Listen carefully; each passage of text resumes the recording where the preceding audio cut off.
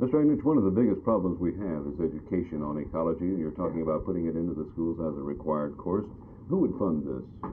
Well, this, of course, would have to be done by the states and by the local districts.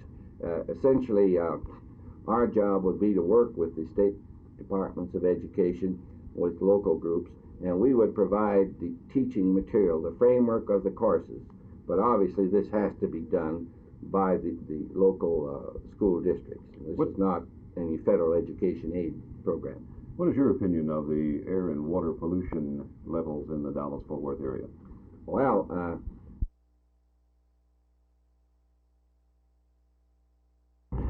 well, we have quite a, as you use the word, montage of ways to express problems of young people, and then we're going to move into the solution through Christ.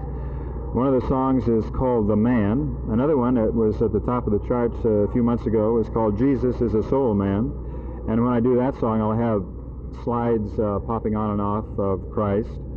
But these are paintings relating him to 2,000 years ago. So right along beside these shots of Christ, we'll have movies of contemporary scenes, people walking down the street, the rockets blasting off to the moon, everything that's happening right now in the 20th century. Tell me this, what would you hope for these young people to take back with them to their various cities throughout the nation?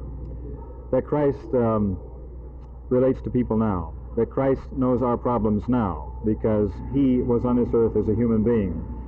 He lived all of the emotional upsets and things that cause us to be uptight. He knows exactly what they are, and that when we go through these problems, we know that he is there to be a friend and kind of a help to bring us through these problems too. We've got a companion, in other words, that has lived this before. He knows our problems, and he can really help.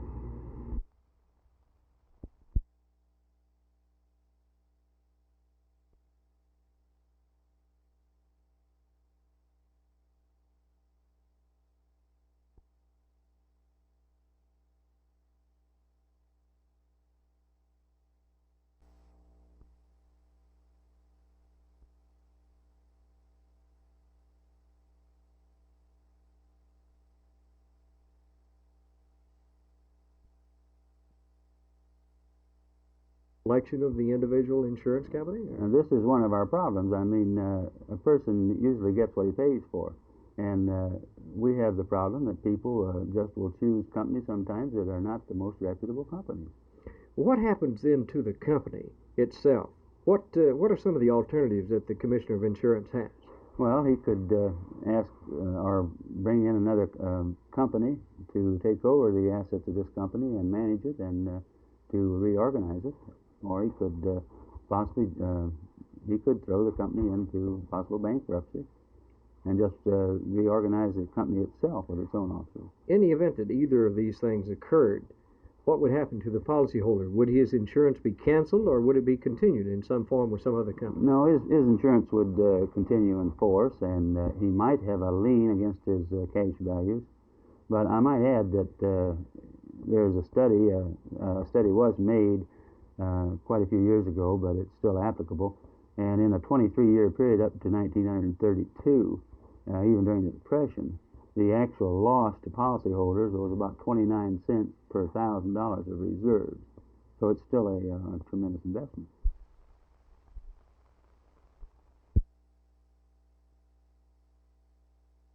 They have an impossible task to adequately represent 1,300,000 people in Dallas County. Now, there's no way that they, on their salary and their staff that's allowed by the state, that they can represent all of the people that Senator Ike Harris is called upon to represent, and all of the people that Senator Mauzy represents, and all the people that Senator McCool represents. I think this need not be, because the legislator should be close to the people in the district, as well as throughout the county, because the type of laws that are written affect the county as a whole and not one particular district. It is his job to keep close to all of the people of the county. He, of necessity, being elected at large, must represent all of his district, but also all the districts and all the people entitled to representation. Mr. Driver, to what extent do you feel your union is willing to negotiate with the city? At least a 10% wage increase. Would you accept less than that? I would recommend it to the membership, and if they care to accept less than that, well, then that would be up to them. To what extent is the union willing to create a work stoppage? To the full extent. How many union members do you think would participate in such a stoppage? It would probably run 400 to 500 to begin with, and then we would probably have a chain reaction in other departments, which has been our experience in other cities where this work stoppages have taken place. And you do assume that in the case of a work stoppage that non-union members would also walk out? This has been our experience in other cities. The non-union members join the union members. Do you think a walkout would be effective to the city, or would McMahon just complete his promise to fire anybody who walked out? I think it would be very effective, and as far as his promise to fire anybody that walked out, well, we take this as a direct threat that 5% has been offered, and you can just take it and like it, and that's all you're going to get.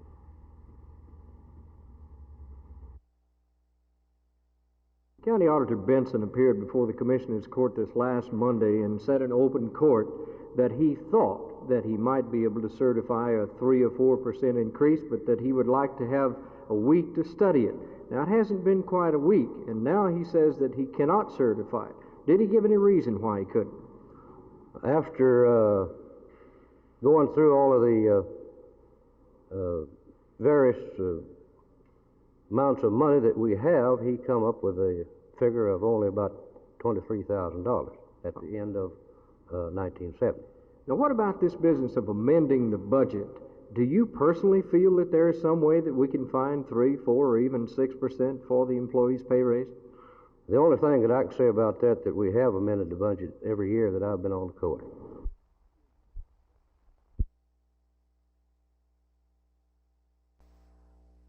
Well, the answer is fairly simple. The town has grown in the past few years from a small farming community to virtually a boom town. And according to City Manager R.B. Sherrill, there's been an estimated $20 million increase in the tax roll over the past year.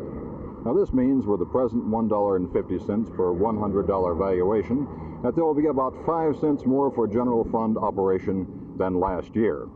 Sherrill also says part of the secret is in not raising the tax rate is carefully reappraising and changing where needed to do a better job, continually each year and not just at budget time.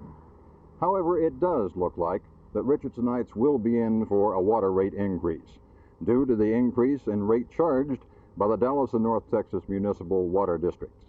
This is Carl Mayo in Richardson for Channel 8 News on the Move. Sacred fund that cannot be transferred. But other funds that you might have, you can transfer to one use or another use, generally. It had already been settled. We don't know what will happen to the money. We believe that this was to be a benefit for the prisoners of war. I think that I can say in all honesty that should anything come my way, that it will be used to the very best advantage in helping to bring the prisoners of war home. But under the circumstances right now, we're just not very sure of anything. The reason I object to the at-large system is it is not representative. And the senatorial district that I'm privileged to represent, which has 1/3 of the population of this county at this time, does not have 1/3 of the members of the House at this time. And I think we're entitled to equality of representation. In Dallas County, a county with a population well in excess of 1,300,000 people, were so divided there would be thousands of people who lived in one district, worked in another, attended church in another, sent their children to school in still another.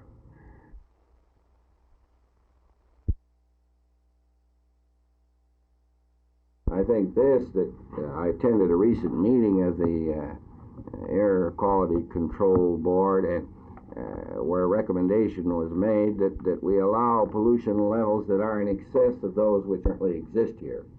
Now, one of the greatest attractions of Dallas is that it, by and large, is better than the other larger metropolitan areas, and it would seem to me to be disastrous to worsen our standards.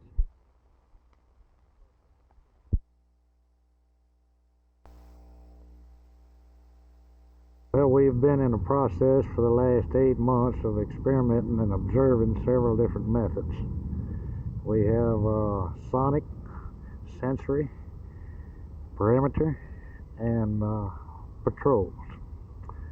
We've about decided the route that we will go, which we won't divulge at this time. Why won't you divulge it? Well, we'd rather catch a few people before it becomes common knowledge. In your experimental stage, the last 8 months, how effective has your systems been? In 2 locations, it's been exactly 100%. And the other 2 locations that we experimented with, it did I'd say 75 to 80% decrease. Now, you've installed the system in some schools already, and you'll have it completely installed by when? Oh, we expect to have several more by the first of the year at least.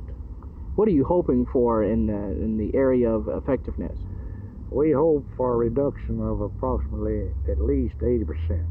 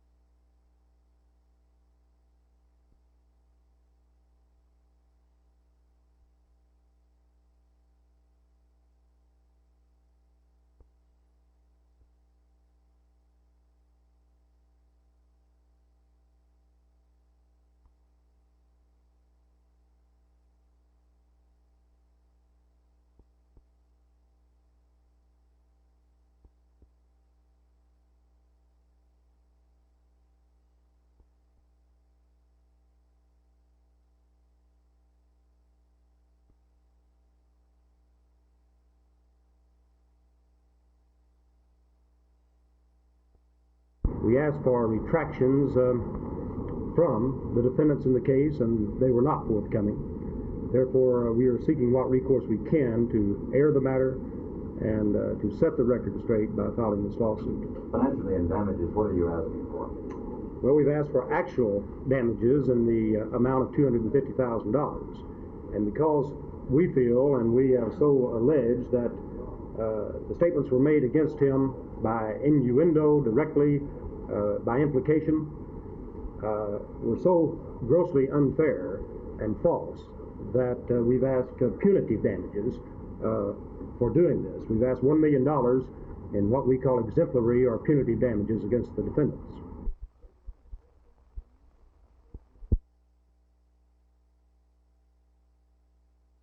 Well, there is a state law which provides that they cannot be diverted to other uses other than airport uses. And of course, then we have our obligations under our bonded indebtedness, and under those obligations, we must keep some of them intact.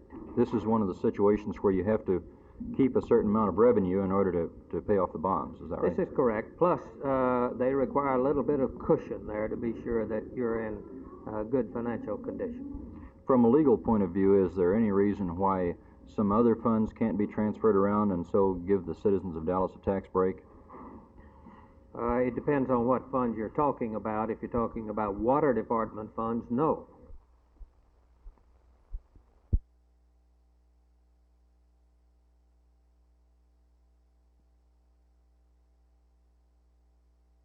Well, I had asked my friends to sell tickets to this game, and they believed that this was to be a benefit for the prisoners of war. There were many people who wanted to do anything along these lines that they could to help the prisoners of war. Last night after the news, they began calling me and saying, has the benefit been canceled and why? And this was the first that I had heard of the cancellation. I didn't know why. So what did you do then? This morning I talked with Mr. Copeland, and he told me that yesterday 2 black men had entered his office and threatened to picket the ball game if it was a benefit for the prisoners of war. As a result of that, he canceled the benefit.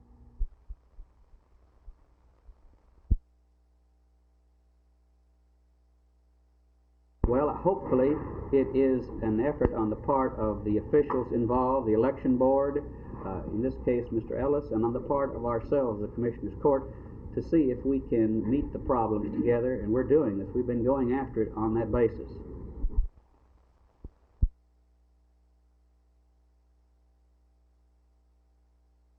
Oh, I'm not unhappy. I anticipated, and you just have to take these things as they come and do the very best that you can with the machinery you have to work with.